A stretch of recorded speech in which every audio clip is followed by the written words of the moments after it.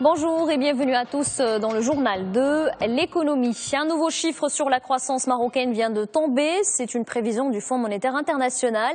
L'institution de Bretton Woods table sur une hausse du PIB de 4,4% en 2015. C'est notre chiffre du jour.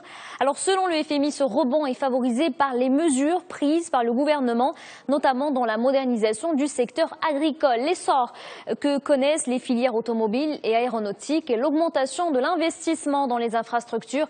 Alors tous ces facteurs ont tiré la croissance nationale et cette hausse du PIB devrait rester rigoureuse selon le FMI et ce pour se stabiliser entre 5 et 5,5%.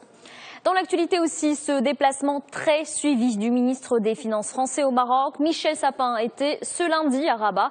Une visite éclair durant laquelle il a rencontré son homologue marocain. Le responsable français a exprimé la volonté de son gouvernement de renforcer et de réorienter sa coopération économique avec le Royaume. Et ce, au profit des petites et moyennes entreprises. Elles sont les principales intéressées. C'est ce qu'il a d'ailleurs annoncé hier devant la presse. On l'écoute.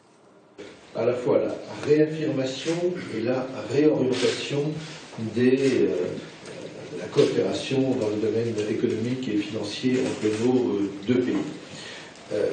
Le mot commun est le mot de PME, puisque c'est un des éléments de cette réorientation. Nous souhaitons faire en sorte que les PME marocaines puissent être appuyées pour leur développement et nous souhaitons aussi que les PME françaises puissent travailler plus avec le Maroc ou avec leurs homologues marocains. Et en ce sens, 2 conventions d'un montant total de plus de 40 millions d'euros ont été signées. Le premier accord porte sur un fonds de garantie français pour les projets d'acquisition du matériel français par les PME marocaines ou de développement de co-entreprises franco-marocaines. La deuxième convention concerne le transfert du fonds de garantie de la restructuration financière au fonds de garantie PME. Concrètement, le but est d'accompagner et de faciliter l'accès au financement à plus de PME marocaines. On écoute à ce propos le ministre de l'économie et des finances marocain, Mohamed Boussaïd. Les petites et moyennes entreprises représentent une grande partie du tissu économique et industriel de notre économie. Les PME est le premier employeur au Maroc. Et à travers son développement, on peut consolider nos relations économiques avec la France. Il s'agit également de renforcer la compétitivité de ces entreprises et les aider à se tourner vers l'exportation.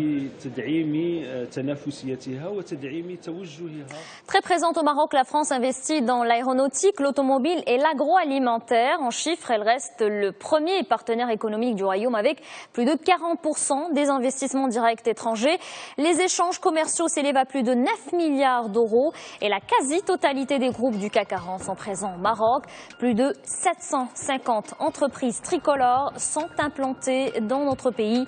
On parle de plus de 120 000 emplois créés. Autre grand investisseur au Maroc, les Émirats arabes unis. Les groupes émiratis s'intéressent particulièrement au secteur de l'immobilier et du tourisme. On vient d'apprendre que la société Tasweq et d'autres investisseurs comptent investir près de 3 milliards de dollars, soit l'équivalent de 30 milliards de dirhams. Un montant qui financera des projets touristiques et de santé dans le royaume. Le géant Tasweq avait déjà annoncé il y a 2 mois un projet immobilier multiservice à Agadir. Il comprend des édifices sanitaires, résidentiels et commercial. La somme investie s'élève à 500 millions de dirhams. La Casablanca Finance City, plusieurs entreprises déjà labellisées et plusieurs partenariats signés. Dernier en date, celui scellé avec l'International General Insurance, leader international dans le secteur de la réassurance. Le groupe a ainsi obtenu le statut de Casablanca Finance City, un statut qui lui permettra de se développer dans le continent africain. L'assureur dispose désormais d'un bureau régional au sein de la place financière. Voilà donc pour l'actualité économique. Très bonne journée à tous sur notre antenne.